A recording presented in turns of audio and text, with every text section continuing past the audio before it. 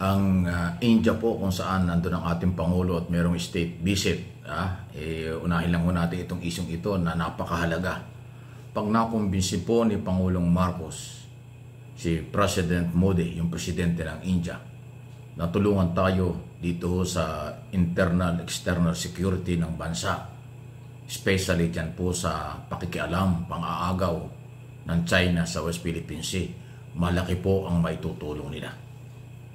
Marami pong armas sila na pwedeng makatulong sa modernization program ng pamahalaang Pilipinas.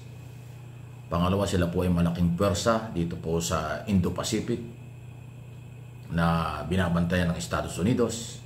At alam natin na ang India ay isa po sa mga pumapalag at kayang humarap ng sabayan sa Chinese government or sa Chinese group na nanghihimasok dito po sa maraming mga bansa sa ASEAN at Indo-Pacific. Okay? Yan po yun. Baka sabihin natin, ano namang kalidad ng mga armas dyan sa India kumpara sa Amerika at European Union? Hindi po, lahat po ng mga modernong armas ng militar sa buong mundo, lahat yan ay magagaling, malalakas. Dahil hindi naman ho yan pangkaraniwan ng quality. Ginagastos yan niya at tikosyo ng bawat bansa na kaya mag-produce. Malakas din po ang pwersa ng India. Pangalawa, yung kanilang napakaraming tao, 1.4 billion na sila kung di tayo nagkakamali. At pagdating naman ho sa negosyo, malaki din ang tulong nila, especially sa medicine, mga gamot, at iba pang mga business na pwedeng palakasin dito sa Pilipinas. Kaya ko diniin ito at pinapaliwanag sa inyo kasi first time po mangyari ito sa mahabang panahon na ang Pangulong Marcos ay naimbitahan at binigyan ng pagkakataon nagkaroon ng state visit dyan sa bansang yan. Doon sa mga nakaraang mga presidente, natandaan ba ninyo? Nung panahon ni Era, panahon ni Gloria, panahon ni Pinoy, panahon ni Duterte, napunta pa sila ng India para wala akong nababalitaan. Ewan ko lang kung nakalimutan ko na, pero wala akong natatandaang sila'y naimbitahan at nagpunta ron. Wala.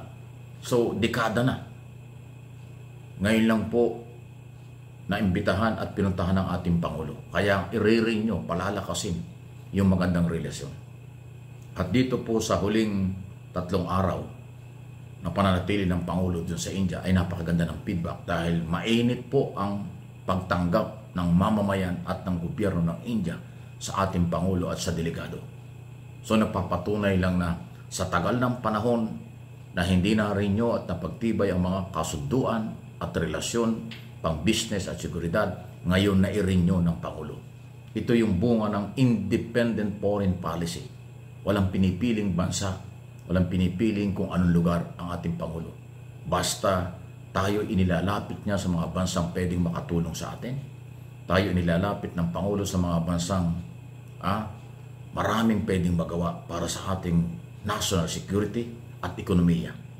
Ang ganda po nun. Kaya may mga bilateral meeting, may mga agreement sa mga business sector, at yung higit sa lahat, yung dagdag na proteksyon sa mga kababayan nating nasa India. Iyon ang malaking bagay. Kaya nga tuwan-tuwa yung mga Pilipino, OFW, nung bigyan ng audience at panahon ng Pangulo sa unang araw, nakipagkita sa kanila. Iyon ay ipaglalaban ng Pangulo at siguradong pagbibigyan ng Indian government ang proteksyon, respeto sa mga Pilipino nandoon. Iyan ang isa sa nagiging bunga sa lahat ng bansa na pinupuntahan at kinakaibigan ng ating gobyerno, ang mga OFW, mga Pilipino sa iba't ibang lugar sa buong mundo, ang unang nakikinabang at proteksyon mula sa bansang pinupuntahan ng Pangulong Marcos. Yan po yan. Hindi katulad ng iba na biyahe ng biyahe, puro paninira lang. Biyahe ng biyahe, puro sinisira lang ang gobyerno sa halip na tulungan.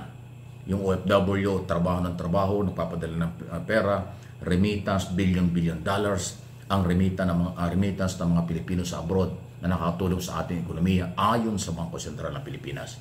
Yung isa naman dyan, biyahe ng biyahe, wala naman tayong pakinabang, puro paninira lang ang ginagawa. Hindi nga natin alam kung baka nagagamit pa yung pera ng bayan sa mga travel, kasi pag official na travel, pera ng bayan pwedeng gamitin. pag official na travel, red passport yan. Pasaporte ng gobyerno ang ginagamit yan pagka official. Ngayon kung personal, sumobra naman ang bakasyon. Sabi nga ni Jose Castro, ang trabaho, ang Pangulo, puro aksyon. Yung isa naman, puro bakasyon. Nakita nyo, ang layo ng pagkakaiba. Ayan po ang ating namoobserbahan sa nangyayari ngayon. Huwag kayo magagalit, yan naman ang totoo. Ang magagalit lang yan, dyan yung tagapagtakip, tagapagtanggol. Ng mga walang ginawa kundi paninira dahil sa kailang personal at political interest lang. Wala namang agenda, wala namang plano para sa kabutihan ng bansa. Paano isalba ang kahirapan, paano isalba ang ekonomiya, paano palakasin ang turismo, paano ayusin ang national security, paano ipaglaban ang exclusive economic zone. Wala silang ganun. Ang kanila pang-aagaw lang. Gustong agawin ang kapangyarihan. Nagmamadaling bumalik sa kapangyarihan. Pera at power lang ang habol. Pero yung paglilingkod, pagandahin ang buhay ng Pilipino, wala. Baka gusto pa nilang ibalik yung tukhang na kung saan ngayon ay naging problema nila kaya nakulong dahil sa crime against humanity. Ayun So mabuhay ang mga Pilipino sa India, mabuhay ang lahat ng Pilipino sa lahat ng bansa sa buong mundo na pinoproteksyonan dahil sa relasyon at pakipag-ugnayan ng Philippine government. Malaking tulong po yan. Hindi naman ganong kalayuan ng India sa atin kumpara sa Europe at saka dyan sa North America.